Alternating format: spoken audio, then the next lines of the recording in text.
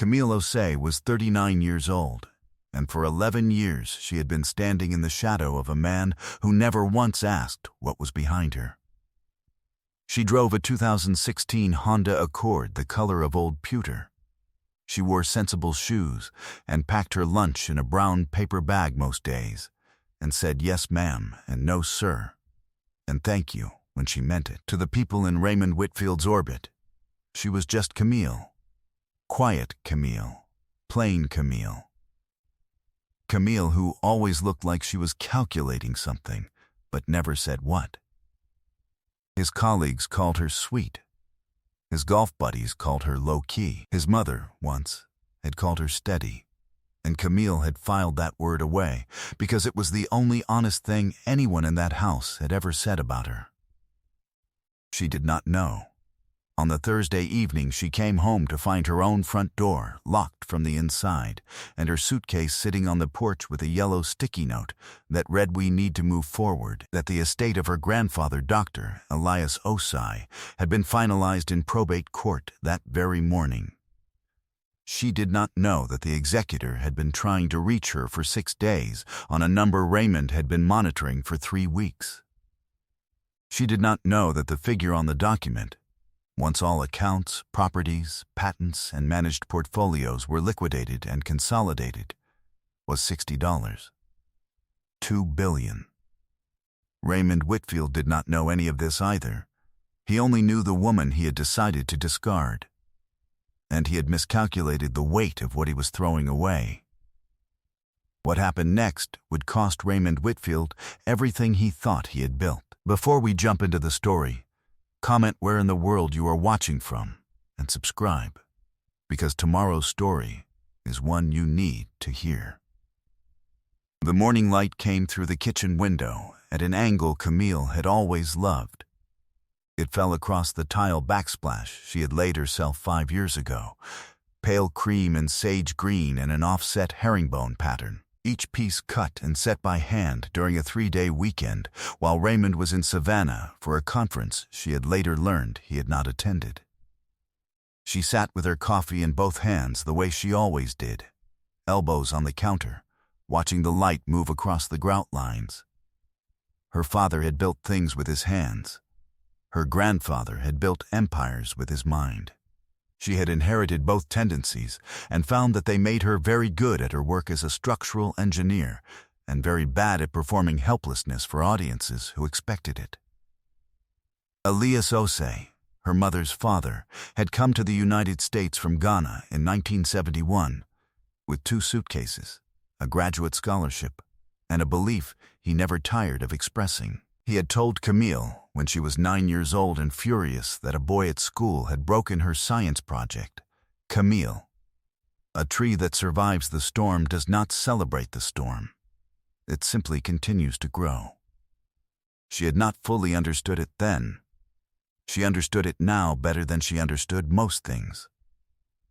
She had met Raymond at a mutual friend's dinner party 11 years ago. He was charming then in the way that men who have decided to be charming can be, leaning forward when she spoke, asking follow-up questions, laughing at her observations in a way that made her feel visible. He was a real estate developer, mid-tier projects, residential mostly, always one deal away from the big one he talked about like it was already done. She had been drawn to his momentum, or what she had taken for momentum. She had been wrong about what she was actually looking at. The early signs had been small, a phone tilted away at dinner, a weekend trip that stretched an extra night without explanation, a cologne she didn't recognize appearing on his collar one Tuesday in February, a cologne she had not purchased and had never smelled in their bathroom. She had noted each thing, filed each thing, did not react. Her grandfather had also told her, information is only useful once it is complete. Partial data is just noise.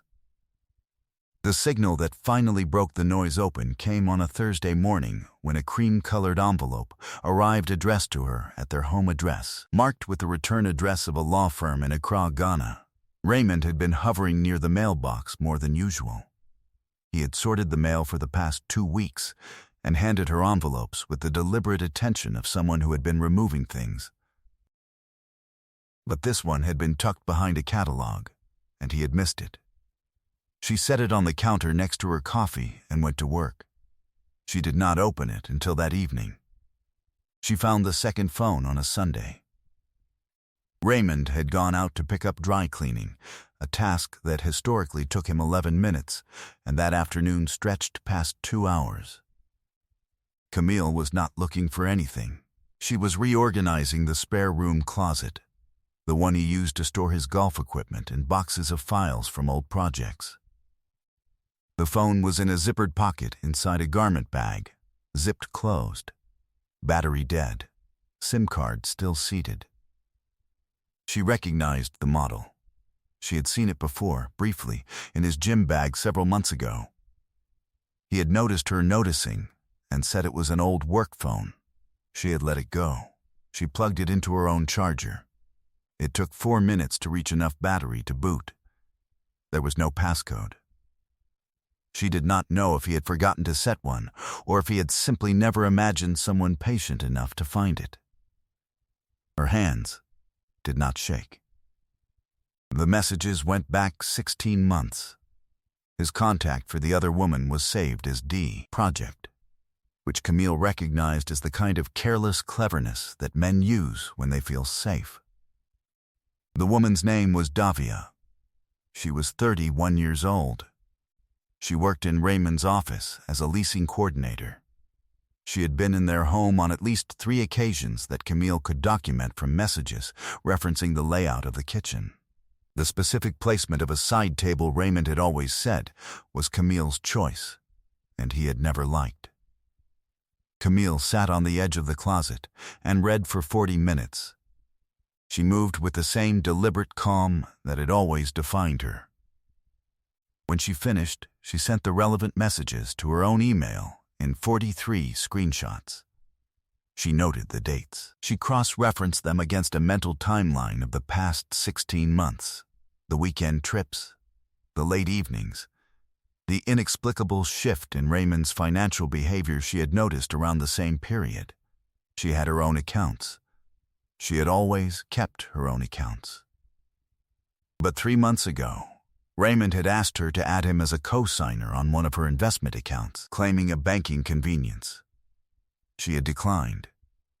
He had not asked again, but something in his expression had shifted that evening in a way she had not been able to name until now.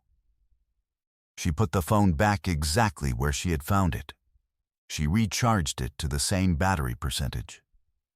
She re-zipped the garment bag.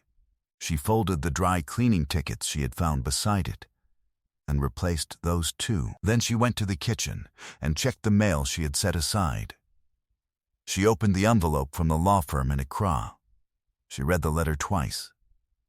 Then she called her grandfather's longtime American attorney, a woman named Patricia Ames, who had been managing his U.S. holdings for 2 decades. "I got the letter," Camille said. "I've been trying to reach you for a week," Patricia said. "Your husband kept telling me you were traveling." Camille sat down slowly. "I see. The full estate consolidation is $60. $2 billion, Camille. Your grandfather began restructuring it into your name 8 years ago. You are the sole heir. We need to meet in person." She looked at the kitchen tile she had laid with her own hands. She thought about the man who had told her to let the work speak. She made a single decision. She made it quietly. She did not announce it to anyone in the room. She said, "When can you see me?" Patricia Ames kept an office in a federal-style building downtown that smelled of old oak and printer toner and the particular seriousness of people who knew exactly what they were worth. She was 62 years old, with silver locks pulled back and reading glasses that she handled with the authority of someone who had worn them for decades without apology. She had known Elias Osai for 30 years and had known about Camille since Camille was in graduate school. Camille sat across from her and laid out everything she knew. The second phone. The messages. The 16 months. The 3 documented home visits. Raymond's attempt to access her accounts. The fact that he had been intercepting her mail. Patricia listened without interrupting. She made notes on a yellow legal pad in a hand so small and precise it looked like typeset. When Camille set the screenshot printouts on the desk, Patricia picked up the stack and moved through them with the same unblinking attention she would apply to a contract dispute. She did not gasp. She did not offer sympathy. She simply read, and her reading was itself a kind of respect. When Camille finished, Patricia set down her pen. Your grandfather began legally transferring ownership of his domestic holdings into a family trust in your name in 2016, she said. The trust is irrevocable. Raymond was never a beneficiary and has no legal standing to claim any part of it. But mail interception is a federal crime, and we can establish intent to defraud if we can document the account access attempt. I have the email in writing, Camille said. He sent it from his personal account. Then we have intent. Patricia reached across the desk and tapped the stack of screenshots. These are admissible. The camera footage, if it shows what you've described, is admissible. The bank records we can subpoena if he contests them. What I need to know from you is whether you want to pursue this in full or settle it quietly. Camille thought about that for a moment. She thought about the tile she had laid. She thought about the man who had blocked her calls and locked her out of her own home with a sticky note, as though 11 years of her life merited a piece of paper smaller than her palm. I want it done correctly, she said. I don't want to be mean. I want to be thorough. Patricia smiled with her eyes. Those are the best clients, she said. She slid a folder across the desk. Inside were the estate documents, the trust summary, the preliminary asset inventory. The number at the bottom of the first page was 60.2, followed by 9 zeros. Camille looked at it with the same expression she used when reviewing load-bearing calculations. Calm, verificational, precise. She had known the number was significant. She had not fully held its scale until she saw it printed in Patricia's clean, formal font, beside her own full name. Beside the name of her grandfather. She had spent her career looking at blueprints and finding the places where the design would fail before the failure happened. She knew what structural weakness looked like long before it became visible to everyone else. She had spotted it in columns, in joists, in improperly cured concrete. She had spotted it in Raymond years before she had been willing to call it what it was. Real power operated in quiet rooms. 3 days later, she drove to Memphis, to a neighborhood on the east side where her mother's uncle, her great-uncle Clarence, still lived in the house he had bought in 1984. He was 78 and walked with a cane and had known both Elias Osai and Raymond Whitfield at different points in his life, and had opinions about both that he had mostly kept to himself. He made Camille sit at his kitchen table, and he made her coffee the way her grandfather used to make it, strong and sweet. And he listened the way older men who have paid attention listen, without filling the pauses. When she finished, he said, I met Raymond at your wedding. Your grandfather shook his hand and said nothing to me afterward. That was the whole review. You never said anything. You didn't ask. And you were happy. He wrapped both hands around his mug. A man who locks you out of your own house hasn't thought about what you built before he got there. He looked at her across the table. Your grandfather used to say that a contractor who tears down a building he didn't design ought to at least know what's holding up the ceiling. Raymond never did the work to know what he married. Camille sat with that. Outside Clarence's kitchen window, the yard was coming into its late summer quiet. His garden was still producing deep green collards and a row of sunflowers that had gone dry in gold. Her grandfather and Clarence had grown up in the same village outside Accra, had come to the United States within 3 years of each other, had each built something lasting in a country that was not always interested in what they were building. She thought about how long the quiet work of building actually took, and how invisible it was to people who only measured by what they could see. "He thought I was ordinary," she said. Not bitterly, just factually. "Then he was comfortable," Clarence said. "Comfortable men stop looking." He stood slowly, with his cane, and moved to the counter to refill the coffee. "Your grandmother used to say, 'The ones who underestimate you are doing you a favor. Let them.' Your grandfather kept saying it after she passed. It's in the blood now." She drove home that Sunday evening, with Clarence's words sitting in her chest like poured concrete, solid, load-bearing. Meanwhile, Patricia's team had been working. A forensic accountant named Dale, a man who communicated exclusively through documents and nodded instead of speaking, had pulled Raymond's business records through every available channel. Dale had a gift for assembling financial timelines, the way a structural engineer assembled load diagrams. Each number in its correct position, each position revealing a weight, each weight revealing a vulnerability. What he found was consistent with what Patricia had suspected, and worse than Camille had known. Raymond's development company had been struggling for 4 years. 2 projects in default. One pending lawsuit from a general contractor who claimed $218,000 in unpaid fees and had the invoices and email trail to prove it. A commercial line of credit he had stretched to within 4% of its ceiling. A series of personal loans he had taken against the equity of the home he shared with Camille, without informing her, amounting to $91,000 over the prior 30 months.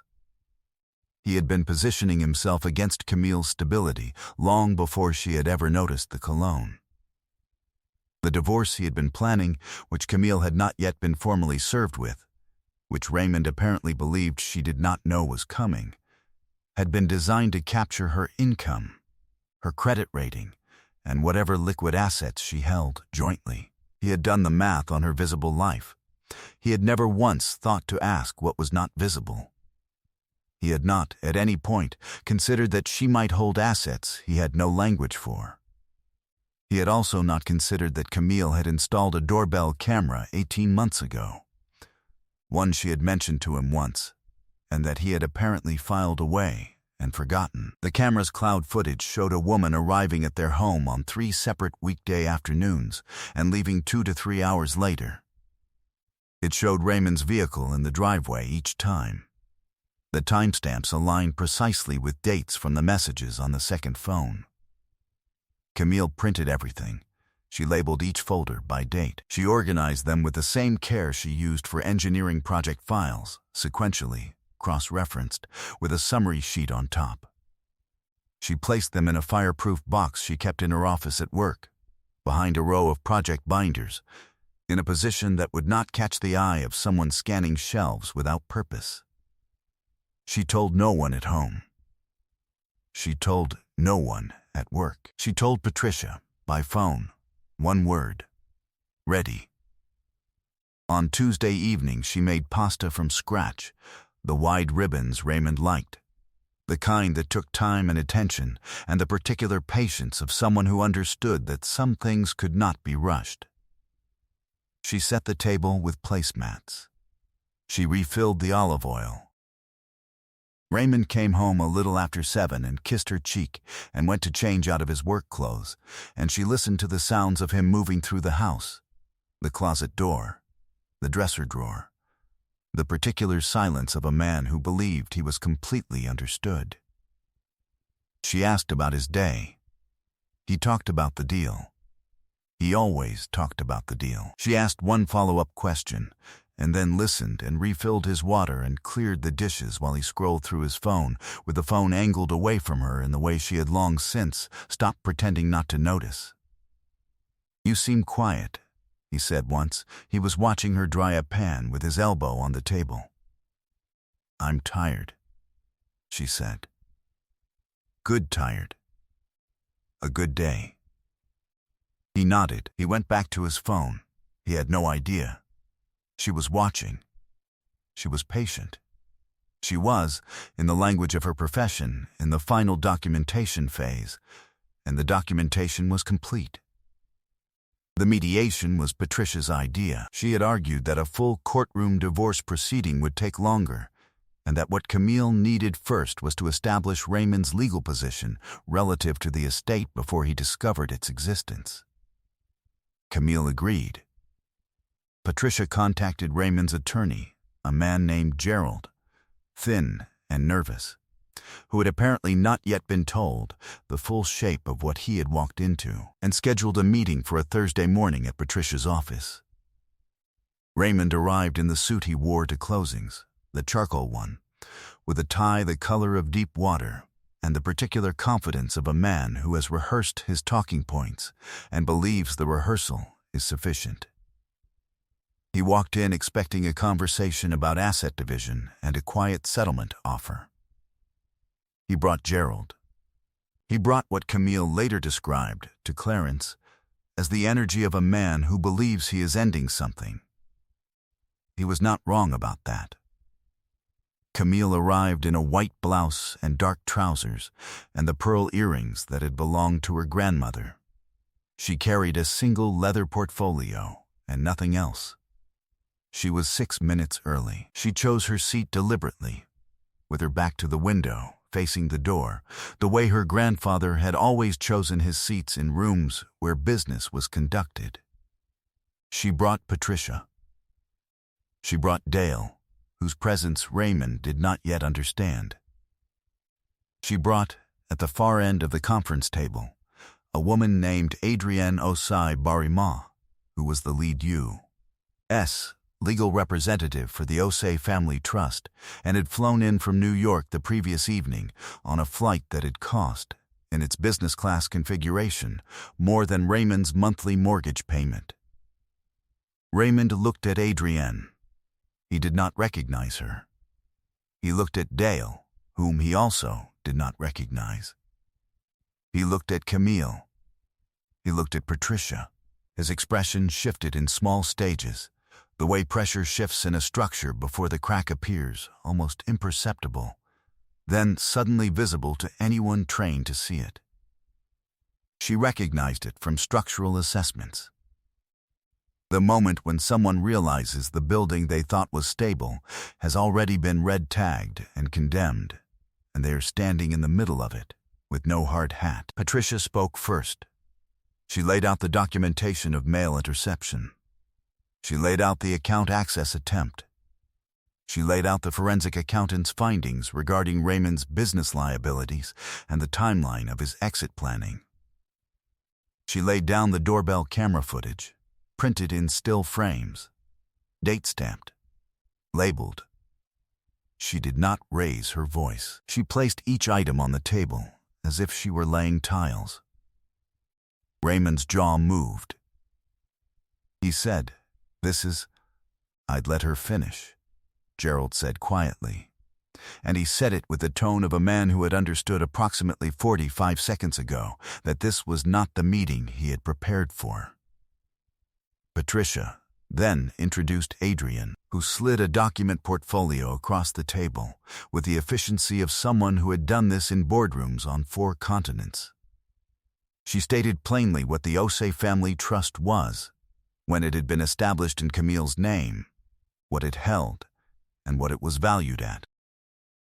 She noted, for the record, that Raymond Whitfield had no standing as a beneficiary, no marital claim to any trust asset, and that his attempt to access Camille's accounts and intercept her correspondence constituted actionable conduct she was prepared to refer to federal authorities if the proceeding was not resolved cleanly. Raymond looked at Camille. He had the expression of a man running calculations and arriving, over and over, at a number he could not accept. "Camille," he said, "you never told me, you never asked." She said it without heat. She said it the way she would state a load specification. "You never asked, Raymond. Not once in 11 years." He looked at the portfolio in front of him. He tried one more angle. He said, "You can't blame me for not knowing something you deliberately hid." His own mother, who had been called and had driven 3 hours to be present at Patricia's quiet insistence, looked at her son from the end of the table. She said, "Raymond, stop talking." He stopped. Camille gathered her folder. She stood. She smoothed the front of her trousers with one hand and picked up her bag. She looked at the man she had been married to for 11 years with the clear-eyed calm of someone who has done a full structural assessment and already written the report. "I built everything worth keeping," she said. "You should have asked what the foundation was before you started tearing down walls." She walked out of the conference room and did not look back. The hallway was cool and quiet, and her heels made a steady, unhurried sound against the floor. 8 months later, Camille sat on the porch of the house she had bought outright.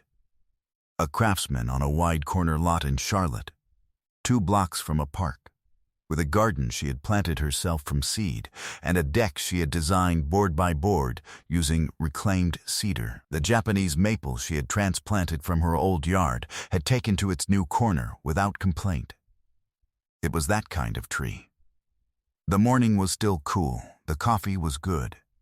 A man named Miles, a civil engineer she had met through a professional conference in the spring, sat in the other chair, reading something on his tablet. He was 43, quiet, asked good questions, and did not perform for her. He had met Clarence twice and passed what Camille privately thought of as the Clarence assessment, which mostly involved Clarence asking a person one unexpected question and watching how they answered. Miles had answered directly and then asked Clarence a question back. Clarence had told Camille afterward, "That's a man who listens." She had taken that under advisement.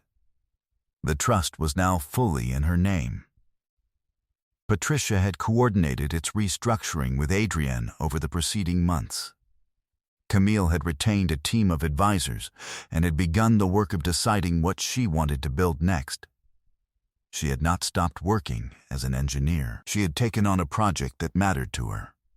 A community center in a neighborhood 3 miles from where she grew up. It was a large commission, and she had earned it on her portfolio alone. She had heard about Raymond through a friend of his mother's who still sent her a card at Christmas, and who seemed to want her to know, without quite saying so. He had settled. Gerald had negotiated a clean exit that cost Raymond his stake in one of his development companies, and removed his name from all shared accounts. The pending contractor lawsuit had gone to judgment against him. His credit line had been called. He had moved to a smaller apartment in a part of the city where the rents were lower. Davia, she had heard, had left the company shortly after the mediation and relocated to another state. Whatever they had planned together, it had not included the reality that arrived instead. His mother still called Camille occasionally. Camille always answered. She held her coffee mug with both hands and watched the morning light move across the cedar planks she had laid herself. The same deliberate motion she had always used when she worked, smooth, unhurried, certain of where each thing belonged. Some things, she thought, were worth the patience to build right. She was solvent. She was clear. She was, in every sense that it ever mattered, free. I hope you enjoyed that one. Be sure to like the video and subscribe so you don't miss the next story. I've picked out 2 more for you that I think you'll really like.